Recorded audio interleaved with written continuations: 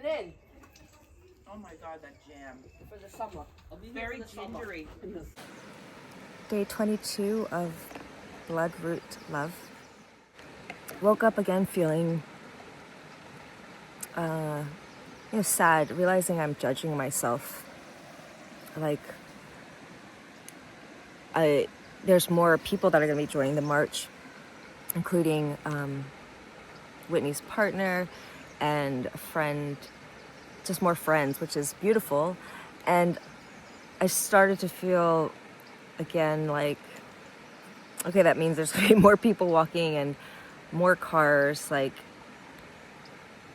what am I doing here? And I'm just noticing like the expectations that I have. Like, I didn't know what would happen, but because I was so called to this pilgrimage, that there would be, clarity. And like Whitney was sharing yesterday that she feels this bursts of bliss, and it's probably connected to the fact that we're like sleeping on the land and connected to nature and community. And I definitely feel that at times, but overall the past week or so I've actually been feeling pretty sad.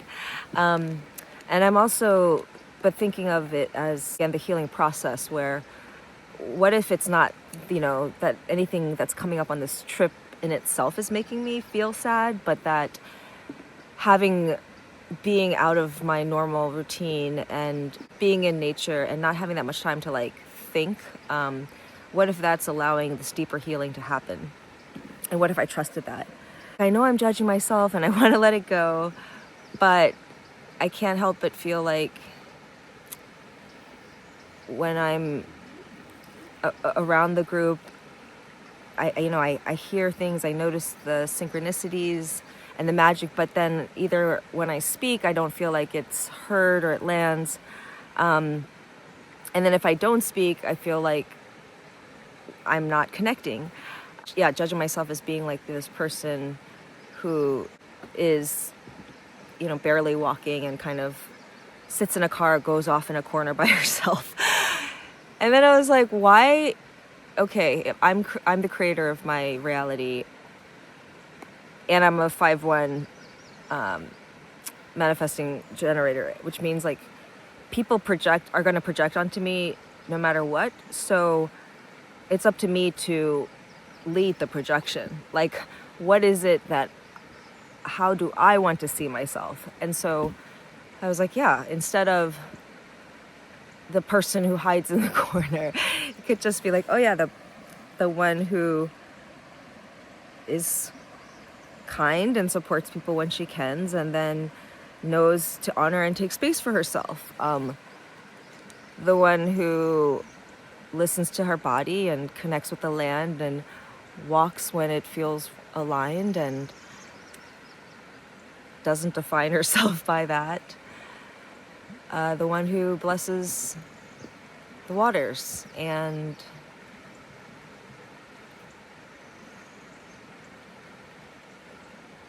gives people hugs. So, the word of the day. Heart word of the day. Oh, this is another expectation. Like, I thought, I'm going to be walking 20 miles a day and just handing out hearts everywhere to so many people. And it hasn't happened, but it still can. Actually, a part of me is like, every part that you walk through, you realize, people, how much love is needed. But definitely in DC. And I'm like, it's not going to be hard to give away 300 hearts or 500. And I keep getting more, which is awesome. People keep giving me more to give away. The word for today is spiritual. And the art wish. Day 22. Blood moon. Yes, we've picked this before too, but it probably bears repeating. 551. Don't just do something, stand there. It is astonishing how elements that seem insoluble become soluble when someone listens. how confusions that seem irremediable turn into relatively clear, flowing streams when one is heard. That's by Carl Rogers. Spirit. Yeah, I keep asking like what to do about it, how to change my feelings, like the perspective shift to seeing that I'm the infinite creator and that I don't have to change anything outside. Just witness and make a new decision. And I love this clear flowing streams because in the calendar I made for the rebirth of the Golden Queen, this last month was I need no crown. From my head flow the rivers that feed the miles. Clear flowing streams. And Whitney keeps talking about creating a ripple, right? Being a clear, loving ripple. Flowing out like this river. So if I'm here to spread seeds of love, and that begins with loving myself,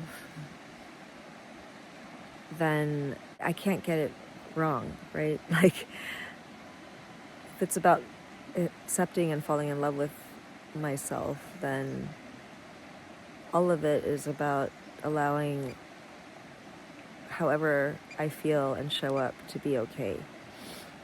And that's the only place to get to. Again, not something outside of myself. This way of mastery practice where you sit in meditation and choose to forgive whatever's brought into your awareness. Like, what does the Spirit want me to bless? What needs my blessing? And I've been doing that every morning. And at first I would check in with like if it was a past life or if it belonged to me, and now I just hold it and embrace it and bless it and heal it, and I feel it leave my body. And I was so happy yesterday it happened in real time. Like, I was feeling something and I felt it as a sensation in my body, and I just loved it and blessed it. And it was just really nice to see that it's becoming more of an automatic response to, again, without needing to have story, like just whether it belongs to me or someone else or it's from another timeline, like it's asking for attention and love. Yesterday was the first really hot day.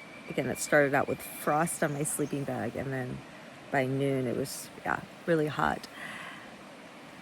And I was so blessed because Deborah invited me to her place, and it was a perfect late afternoon, like respite to wash my clothes and my body. Had some time on this beautiful little forest and creek there. And then today we're by this river. So trusting that this will continue to happen where there's perfect ways to spend the hot afternoons that may be coming up. I'm just adding on to Whitney is opening her eyes. You said something about dial Divine back. Mother, what do you see?